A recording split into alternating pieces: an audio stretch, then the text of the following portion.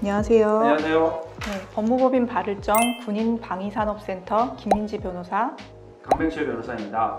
오늘은 성범죄, 특히 강제추행 관련해서 인정되는 사례, 인정되지 않는 사례에 대해서 좀 얘기를 나눠볼까 하거든요.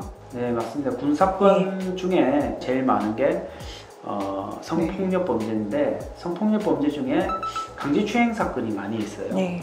이게 본인만 생각해서 친하다고 생각해서 상대방의 동의를 받지 않고 한 행위들이 나중에 강제추행으로 해서 이렇게 형사범죄로 되어서 기소가 된 사례가 많죠. 네.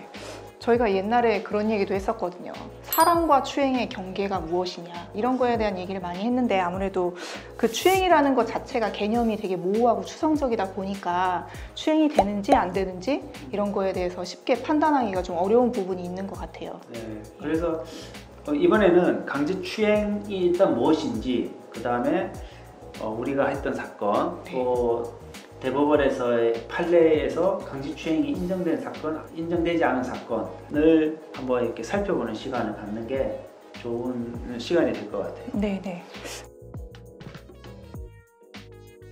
그러면 기습추행 사건 중에 네. 인정된 사건이라고 하면은 대표적인 게 뭐가 있을까요?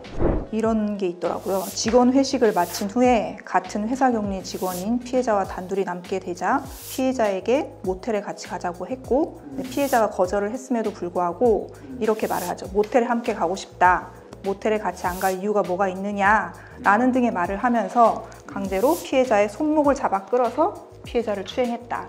이게 유죄로 인정된 사례인데, 어떻게 보면 손목을 잡은 행위 자체가 폭행이면서 기습추행에 해당할 수 있는 사례인 것 같습니다. 당연히 이제 피해자는 그 행위로 인해서 성적 수치심을 느꼈다라고 수사 단계에서 진술을 했겠죠. 네네네.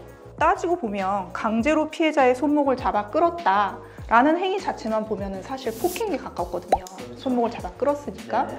근데 이제 그 전에 모텔에 함께 가자, 이런 류의 얘기들이 있었기 때문에, 그러니까 추행이라는 게 행위 자체만 가지고 추행으로 평가를 하는 것은 아니고, 가해자의 관계, 그다음에 나이, 그다음에 전후 사정, 여러 가지들 고려해서 이게 추행에 해당하는지 하지 않는지 판단하기 때문에 이 행위를 추행으로 판단한 것으로 보여집니다. 근데 이 사건에서 만약에 가정적으로 얘기를 하자면, 가해자와 피해자 사이에 친분관계가 친했고, 그와 유사한 행동들을 평소에 좀 자주 했거나 또 서스럼 없이 했다라고 하면 이제 그쪽에다가 포커스를 맞춰가지고 추행의 고의 부분이 없었다라고 하면 조금은 무죄를 받을 수 있는 가능성이 높지 않았을까, 이런 생각도 드네요.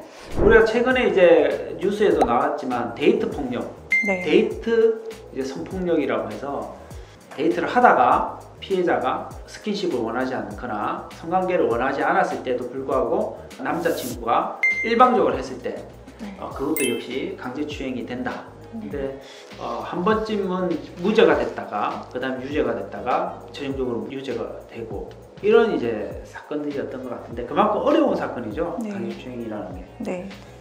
그리고 또 혹시 또 어떤 사건들이 또 인정된 사례가 있죠? 회사의 이제 상급자가 피해자 등과 같이 회식을 하면서 피해자의 결혼 여부 등에 관한 이야기가 오고 가던 중에 갑자기 왼팔로 피해자의 머리를 감싸 안고 피고인의 가슴 쪽으로 끌어당겨서 피해자의 머리를 주먹으로 이렇게 툭툭 친 그런 사건, 그러니까 일명 헤드락 하듯이 이렇게 한 거죠.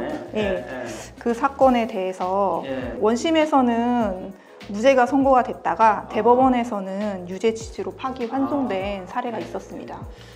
이런 것도 강제추행이 되느냐라고 생각하실 수도 있지만, 일단 기본적으로 피해자가 행위를 하는 과정에서 모욕감, 더 나아가서 성적 수치심을 느꼈다라고 한다면 일단 기본적으로는 많이 불리한 상황이 될 수가 있습니다.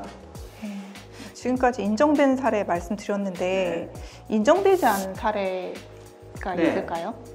캐디 사건이라고 해서 가해자가 캐디의 그 쇄골 부분을 툭 찔렀을 때 그 찔른 부분과 관련해서 과연 강제추행이 되느냐라고 해서 많은 이제 대법원까지 올라온 사안인데 다툼이 있었어요. 근데 그때도 역시 강제추행이 인정되지 않는다라는 취지로 대법원에서 판단한 사례가 있습니다. 강제추행이 인정된 사례, 인정되지 않은 사례에 대해서 말씀을 드렸고, 사실 혼자서 이게 추행에 해당하는지 해당하지 않는지를 판단하기는 쉽지 않아요. 그렇기 때문에 그런 모호한 일이 생겼을 때 변호사를 찾아와서 상담을 받아보시고 이게 인정될 것인지, 사실관계를 인정할 것인지, 인정이 된다면 어떻게 이거를 추행이 아닌 것으로 주장을 할 것인지 여러 가지에 대해서 상담을 받아보시기를 권유드립니다. 다음 시간에는 좀 더 유익하고 재미있는 이야기로 찾아뵙도록 하겠습니다. 감사합니다.